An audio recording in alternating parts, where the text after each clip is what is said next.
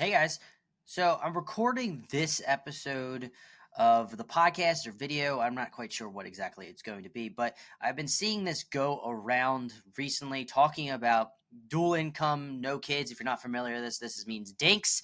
And a lot of times, especially in TikTok, that narcissistic cesspool that is TikTok, people like to put down other people that have kids in a certain way to make themselves feel better. And now I'm going to go through this one video that kind of encapsulates all of what dinkhood kind of is and what they're talking about. It's essentially the fact that because if you're dual income, you're married or not married. Some are married, some are not married, but because you're dual income, that allows you to save a lot more money, put a lot more in investments, maybe buy more material things. And I kind of understand sort of where they're coming from because my wife and I were like this early on in our early 20s where we're able to be dual income. We didn't have kids. You're able to save a lot. However, we didn't have the mindset of let's put down people that had kids early on because ultimately we knew that's where we wanted to go. And we'll get into some of the trappings that you see. They'll touch on some things where they talk about non-materialistic and how kids, when you have kids, you have more material things, but that's not quite the understanding or the idea that you'll be fulfilled because of kids. That's not quite my understanding of it all. And I kind of wanted to put it in the forefront because you're seeing more of this attack on having children as a whole. You see this with the whole abortion talk. You see this with whole of surrogacy. Like kids become more of a commodity being shuffled around of what's happening and kind of being an afterthought instead of realizing this was God's purpose for us to raise kids. And it's the idea that kids do provide us with some form of meaning. God is the ultimate meaning, but God provides us with the ability to have kids because he knows that the way he designed us, that allows us to better be fulfilled, whether it's a motherly role in terms of nurturing them and raising them, or a fatherly role where you are raising them with certain types of values and instilling discipline and confidence into them. There's multiple different roles for the mother and father that you get to portray out and try to guide them, and seeing their growth allows you to end up being more fulfilled in life. Now, fulfillment, I should point out, doesn't result from just happiness all the time. I think that's where we get into this convoluted nature where everybody thinks that it's happiness is what is fulfillment.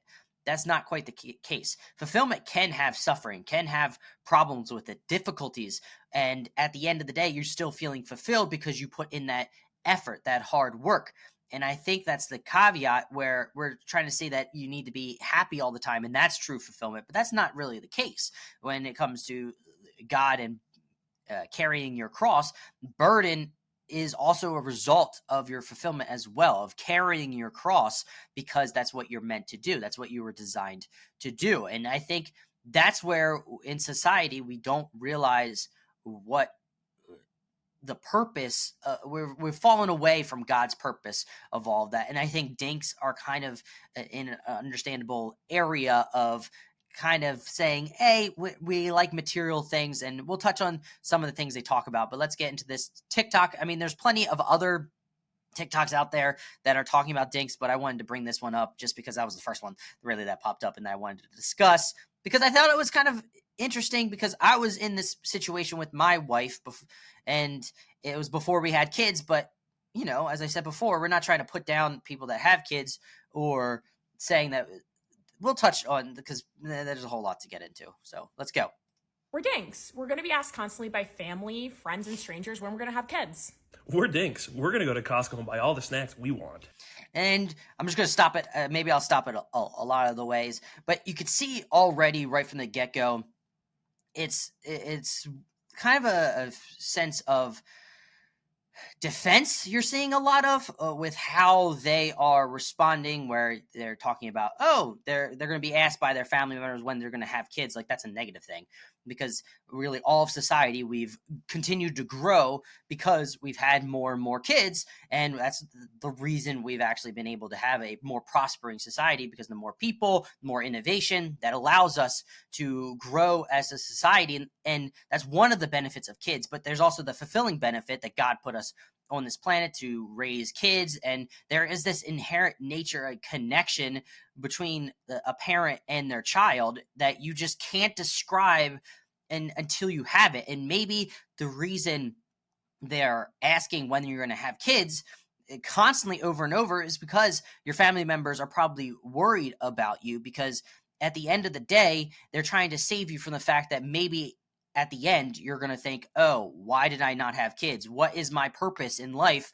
If it is just to buy material things, if it's just to live for ourselves, the narcissistic tendency of this world as a whole of just live for ourselves, let's buy material things, let's go travel, let's not put anything on this planet for the future, let's just do our own thing just because that's what makes us feel happy, even though that's not really fulfilling. As I mentioned before, fulfillment comes from what God put on you to do, that put that burden on you to accomplish, is my basic understanding. Mind you, I'm not a theologian or an individual that is very well versed in all of this type of stuff, because I'm still learning and growing by talking and reading and all that type of stuff. But it's fascinating to see that their initial idea is, oh, let's just run to Costco to buy as many snacks as possible. That, I mean, one, you could do that as a parent, and two, it just seems weird that it sounds like a lot of these DINK things are coming from a self-defensive nature. Now, maybe people are attacking them, so to speak, with their family, but normally a lot of the times the when are you having kids is not in terms of an attack. I think it's in terms of just curious of when they're going to have kids, because the people that are asking normally have kids, and they normally understand that kids bring out something in you. There's something that's unlocked when you have a child, so to speak. There's just something different. It's kind of hard to explain, but there is something different to when you have a child. I think Ben Shapiro actually puts it really well in a very simplistic way, is that when you have kids, your happiness and sadness meter or angry meter goes past the possible Richter scale. It goes from, so it starts at a 10 to a 0. When your normal life married, it's like a 20 to a 0. And then for kids, it's a 1,000 to a negative 1,000 with your kids. And you just hope at the end of the day, with the way you raise your kids, making them look more towards God, that you end up with more high notes than negative notes. But even in the negative notes and the difficulties of raising kids, you, at the end of the day, you still feel a lot more fulfilled than, at least me personally, you still feel a lot more fulfilled than prior, where you didn't have any of that responsibility. You sat on the couch and you watched Netflix, or you sat on your computer and played a video game. That's not really as fulfilling as raising a kid. And it's very straightforward that is one of the benefits of a kid. And it's a reason why God gave us the ability to procreate and to raise kids, is to provide us with that benefit. We're dinks. We're going to support our friends who have kids, even if we decide to never have any. That's good that they're going to decide to support their kids if they decide that they don't have any. I'm happy that they are going to support them. I'm curious what by support actually means in this case. I guess just promoting their choices, which I guess is a good thing, but also I guess they're expecting the same response back. But I want to add a caveat to this for these dinks or other dinks in the area. Now, this may not be all of your friends that do have families, but it is a considerable possibility that when your friends start having kids, they're less likely to hang around you. It's not a result of you personally. It's just at a certain age or a certain standpoint of life, you end up realizing that they are in a different stage of life than you. They don't understand what you're going through as a parent, and they're less likely to include you in on or talk to you more. They're probably going to start reaching out to people that do have kids in general, because they can relate more in one-on-one-to-one relationship. And that's normally what relationships are. That's how you grow in relationships. When you get older, you have different stages of life where you can actually relate to somebody in a certain way. And that's something that they probably, in a lot of dinks, have to consider. Your friends that you have now, if they start having kids, they may go away from you. It's not a personal attack to you. It's just that they're going to be in a different stage of life. And you see that, we see that now. And I personally see that now. And also I see that with other other family friends as well. So let's continue with the video. We're dinks. We're going to have. He cursed there. He screwed up. Let's We're keep going. dinks. We're going to have lots of disposable income to spend on whatever we like. That was disposable income, spending it on whatever you like, the classic materialistic response of spending it on whatever you like. And I think I just want to I guess, pray for these individuals that are they're looking at spending it on material things. I know that they'll say later that they're not materialistic, or you're going to be more materialistic.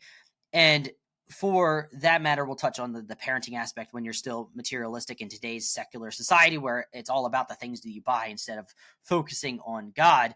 But you will realize no amount of stuff that you buy will provide you with that fulfillment.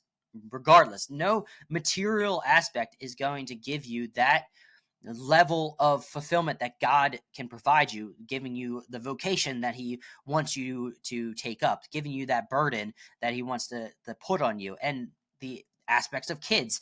That's the natural progression of how a marriage, the sacrament of marriage, actually happens. So I think there's something to the fact that you're seeing this with a lot of society today, where we're looking at more of the materialistic things that don't matter anywhere close. At the end of the day, when you are lying on your deathbed, the material things are not going to be there to comfort you. They're not going to be there. They're not going to be there after this life, whether you're in heaven or hell. I pray that we all go to heaven. That's what I pray each and every day. I want everybody to go there.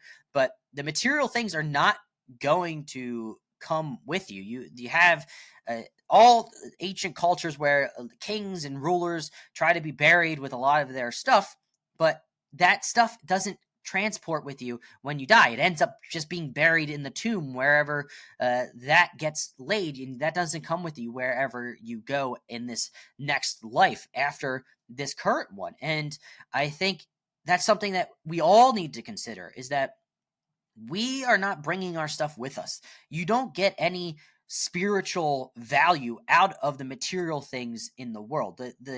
The most valuable thing are the spiritual components of our lives. It's communicating with God. It's being in prayer time with your family and your kids. It's communicating with your kids because you're actually reaching them on a more spiritual level, a soul to soul. When you have those heart to heart conversations, it ends up being you're connecting on a deeper level that's deeper than the flesh. I mean, you could see that a lot when you're truly connecting with an individual. It doesn't have to be your kids. If you're truly connecting with a person, there's something inherently flowing about that conversation. There's something that you could just feel that you're vibing together. That's not the right term. I know vibe is used a lot of in the new age terminology, but your Holy Spirit in between both of you is kind of communicating together, and you're seeing that reverberation between the two where you're bouncing off of each other with the excitement of whatever you are talking about. And that's sort of the materialistic thing.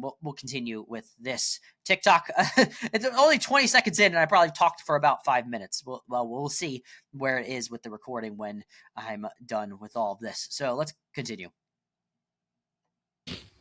We're dinks. We're going to get chastised by people on the internet because they're going to assume that we're just obsessed with material things, even though arguably you need a lot more material things once you have kids. That's another thing. The material things when you have kids. I mean, what material things? It depends on what type of parent you are trying to be, whether you're trying to give them with a lot of things or a lot of stuff to keep them busy or active, which I don't personally think kids really need all that much stuff. They just need to go into nature and play around. I mean, we don't really have that much things in terms of what we purchased for our kids. It's a lot of it is the secular nature where we're trying to buy a lot of gifts for other people's kids, and that's what happens a lot, is just the gift giving where you end up getting stuff that you don't really want. And I don't want to come off as chastising these individuals, but I say don't want to, and then I say but the idea that you say you're spend money on whatever you want, and then say don't chastise us for materialistic things, even though you're going to spend more stuff on material things. Now, here's the caveat is a lot of times the material things are a result of gift giving. And a lot of times what you're spending on material things, if you're a Christian and you are truly a follower of Christ, is that you're going to be buying material things for other people in need for what you need. Right now, we are going out and purchasing towel sets and other types of clothes for individuals that are needy through this process through the church, so that you grab ornaments off the tree if you're ever taking part of that. But yeah, you buy stuff and then you wrap it up and you leave it at the tree afterwards. Then you're buying material things to actually help somebody else. And I do think that they touch on a good point of how a lot of parents buy a lot of things for their kids, and that's kind of giving into the way that we've fallen away from Christ and our values as a whole, is the fact that even as you're raising parents, you're raising kids as a parent, you're still buying a lot of material things for your kids because you're giving into this need. Oh, they need to have this. They need to have that. Probably falling into the fact that other parents in the school or other kids in the school have certain types of things. So you're giving into that nature, like, oh, well, the other community, other kids have it, so let me just give into this worldly thing. But you see with a lot of kids is that they don't need all too much to enjoy life. They just need the parents to be involved and play with them. They also just need to be able to go out into nature. I mean, I feel like my son plays so much better out in nature than inside with his little bit of toys that we do have for him. That's the idea of the toys that we do buy are more open-ended, so it allows him to be more imaginative, which is another caveat where we have with toys a lot of days where they're all single use, but allowing for more imaginative play to kind of improve their thought process and allow them to grow. And then communicating with them, reading with them. Books are a big thing in our household. So I think there's a lot of caveats in terms of what you're actually purchasing for your child, and also the fact that the looking at parents in today's society is not an indication that, hey, you being materialistic is just fine because these other parents are being materialistic with the amount of stuff that they're buying for their kids. I think as a whole society in general, we've become way too materialistic with the stuff that we buy for just everybody. There's so much stuff. We're a consumerist mindset where that ends up not filling us. You see this a lot of studies where you purchase a car, for instance, you have that high and then you don't like it. It's constantly over and over again where you see it, where you buy this new thing and it doesn't actually work out. But let's continue with this. I don't know if there's much more that I need to talk about when it comes to all of this. Or dinks. We don't need to find a sitter or rope our family into babysitting when we want to go out for the night. Just to be a little sarcastic, how poor your parents may want to spend time with their supposed grandkids in the future and want to do that. I mean, I feel like a lot of grandparents would love that, but that's just me. I'm gonna take a second. No, sorry. My whole garage door was doing a whole fit and my wife needed to get inside and I have to push the garage door, and then my son was a little upset because he's been playing all day, so he's a little tired. So yeah, that's what I was just doing. But let's get back into this DINK thing. I don't even know where I left off, but let's continue. We're dinks. We're gonna be told the only way that we'll ever be fulfilled in life is by having kids. That's I guess sort of what I've said, but normally the fulfillment comes directly from God, and God provides us with the kids. God blesses us with children because he knows that's what provides us with that satisfaction in life. Not just kids, but also our burdens that he provides us, our vocations, things that he gives us, that if we just open up our ears to him and pray to him, that he'll actually provide. So fulfillment comes directly from God. Anything good comes from God above. And I think this is just one of those other sort of twistings of different words where they talk about fulfillment just from kids, but no, fulfillment comes from God, and kids is one of the ways God blesses us with kids to provide us some fulfillment in that aspect of our lives. But I've already touched on that enough, but let's continue. We're dinks. We're going to book flights whenever we feel like it. We're dinks. We're still going to stick to a strict budget to meet our financial goals, no matter how much wiggle room we have in our finances. That's actually good financial planning to make sure you budget out in general. just do that. So yeah, budgeting in general is a good idea. I don't disagree with that. We're dinks. We're not going to make a life altering choice just because everybody else is doing it.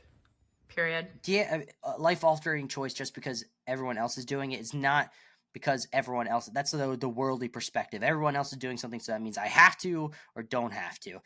What you should make your decisions based on is what will please God, what God provides you. That in the end of all of this is where we should look towards, not look at what the world around us is doing, it not trying to look at ourselves putting ourselves as God, which a lot you see that a lot in secular society, but it is the result of putting ourselves in a place that's humble enough to be below God, because God gives us all the good stuff that we need. All goodness comes from God. That's basically the essence of living. Is all goodness comes from God. All bad stuff comes from us people and being stuck in our sinful ways. And I guess that's where it comes from. You're not supposed to be looking at all around because other people are doing it. You're going to have kids because God blesses you with kids, or that's what God put you on this planet to do. I mean, you see that a lot where it's talking about be fruitful and multiply. That was one of God's main points of go out and have children for a specific reason. And I think if we shy away from that, you see that naturalistically, where you have a lot of the women at the end of their days are upset, and they try to fill their hearts with the fact that they're going to have pets, for instance. I think that's another category with dinks is you have a pet as well. And you see that a lot with the female nurturing side, where they want to have a pet because you now push that aside, having kids, and now you're going to have a pet kind of come in that place. You see that a lot with the trend of dog mom, which is the most ridiculous thing. Dogs aren't anywhere close to kids. I love dogs, don't get me wrong, but the kids it's not even close comparison. And I worry and I pray for all individuals that are talking like this, with putting down having kids or putting down people that have kids and trying to promote their own side, maybe out of defensiveness. And I will pray for these individuals and all of DINK individuals to have the grace and humility to realize that kids are a blessing in life, no matter how difficult they can be, because they can be rather difficult, but they're also so beautiful with what they provide all of us. And I'll pray for them and pray for all people to realize, come to Jesus Christ and God, and realize that He is the ultimate. He is what provides goodness, not the world around us telling us what we need to do. And I think that's where I will end my diatribe on dinks, just because I saw this trend going around and I wanted to provide my thoughts on it because I think I could somewhat relate. And it's just, I think we need to put our focus on God at the first and foremost. But you're seeing constantly in today's society where we're putting ourselves in place of God.